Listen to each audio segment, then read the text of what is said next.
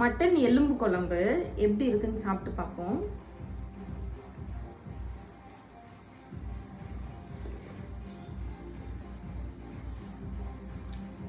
பயங்கரமா இருக்கு.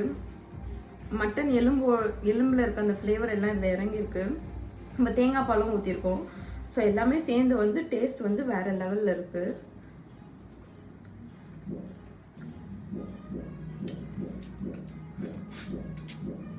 எப்படி செய்யறதுன்னு பார்க்கலாம் வாங்க.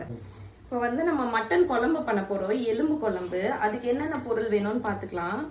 1/2 kg வந்து மட்டன் எலும்பு மட்டும் வாங்கியிருக்கேன். சூப்பு மாதிரி பண்ண போறோம் குழம்ப. அதுக்கு தேவையான பொருள் என்னென்னு பார்த்தீங்கன்னா 2 பெரிய வெங்காயம், ஒரு இது தக்காளி, அப்புறமா ஒரு பச்சை மிளகாய், இஞ்சி பூண்டு பேஸ்ட் 1 ஸ்பூனு, அப்புறமா இந்த ஸ்பைசஸ்லாம் எடுத்துக்கணும். மிளகாத்தூள், மஞ்சத்தூள், தனியாத்தூள், கருவேப்பிலை. எப்படி பண்றதுன்னு பார்த்துடலாம் வாங்க. 2 ஸ்பூன் வந்து கடலை எண்ணெய் ஊற்றிப்போம். நம்ம எடுத்து வச்சிருக்க இந்த ஸ்பைசஸ் போட்டுக்கலாம். பட்டை, ஏலக்காய், லவங்கம்லாம் இருக்கு இல்லையா, அதை போட்டுப்போம். பச்சை மிளகாய் போட்டுப்போம். கருவேப்பிலை, நறுக்கி வச்சிருக்க வெங்காயத்தை போட்டுருவோம். வெங்காயம் லைட்டாக வதங்கிடுச்சு. இப்போ நம்ம கிட்ட இருக்க இஞ்சி பூண்டு பேஸ்ட்டுக்கும் நம்ம தக்காளி சேர்த்துக்கலாம்.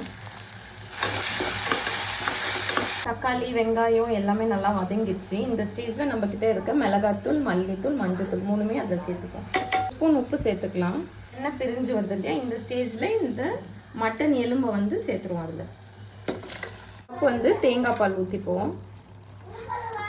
1 கப்பு தண்ணி ஊற்றிப்போம். இப்போ இந்த ஸ்டேஜில் வந்து கொத்தமல்லி போட்டுப்போம். அப்புறமா வந்து 1 ஸ்பூன் வந்து மிளகுத்தூள் போட்டுப்போம். எல்லாமே போட்டு மூடி வச்சிருவோம். மூடி வச்சு ஒரு 4 விசில் வச்சு எடுத்தோம்னா ரெடி ஆகிடும் மட்டன் குழம்பு, மட்டன் எலும்பு குழம்பு. நம்ம வந்து 4 விசில் வச்சு எடுத்துட்டோம். இப்போ ஓபன் பண்ணி பார்க்கலாம் வாங்க. பாத்தீங்களா, எண்ணெய் பிரிஞ்சு நல்லா வெந்து இருக்கு சூப்பரா. இந்த மாதிரி மட்டன் குழம்பை வந்து நீங்களும் உங்க வீட்டில் ட்ரை பண்ணி பாருங்க. ட்ரை பண்ணி பார்த்துட்டு எப்படி இருக்குன்றத கமெண்ட் பண்ணுங்க.